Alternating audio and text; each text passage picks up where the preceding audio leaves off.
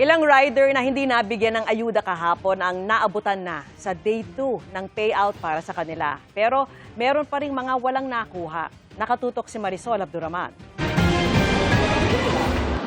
Kahit naka-wheelchair at may iniindang sakit sa paa, nagpunta sa Mandaluyong City Hall ang motorcycle taxi rider na si Roger Abusa.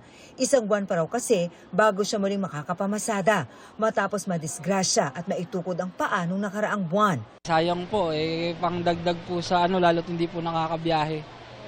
Laki pong tulong. Tiniis din ni Joel ang puyat at pagod na dumiretso sa pagkuha ng ayuda matapos magdamag na magtrabaho. Dagdag sa ng anak ko kung tuition sa school. Sobrang mahal ng gas. Parang dumubli yung presyo. Ito na ang pangalawang araw ng pamamahagi ng ayuda sa mga delivery at motorcycle taxi riders dito sa Mandaluyong City na target raw mabigyan ang nasa 3,500 na riders. Ang mga hindi nakakuha ng kanilang mga ayuda base doon sa 2 araw na schedule ay muli raw bibigyan ng panibagong schedule para sa kanilang claim. Kahapon, mahigit 1,300 rider ang nabigyan ng ayuda sa lungsod. Tuloy-tuloy din ang payout sa Pasig City.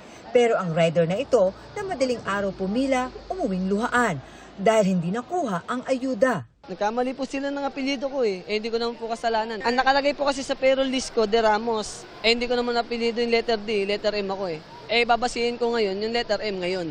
Ngayon ako pupunta. Tinuturo-turuan lang ako, pasapasahan lang ako Sabi ng nangangasiwa sa payout, nagkamali sa apelyido ng rider kaya nailista siya sa mga unclaimed beneficiary. Magtatakda raw sila ng panibagong schedule para maayos ang problema sa kanyang apelyido.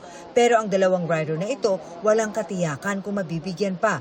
Wala raw kasi sila sa listahan kaya nagsadya na sila kanina sa pinagkukuhanan ng ayuda. Wala rin po Sabi magpalista. Kailangan pa ba namin maghintay ng mga ilang buwan, taon? Nahihirapan na nga kami bumiyahe tapos yung oras pa namin nauubos dito. Aminado si DSWD Secretary Rex Gatchalian na malaking hamon ang pag-aayos ng listahan ng mga benepisyaryo.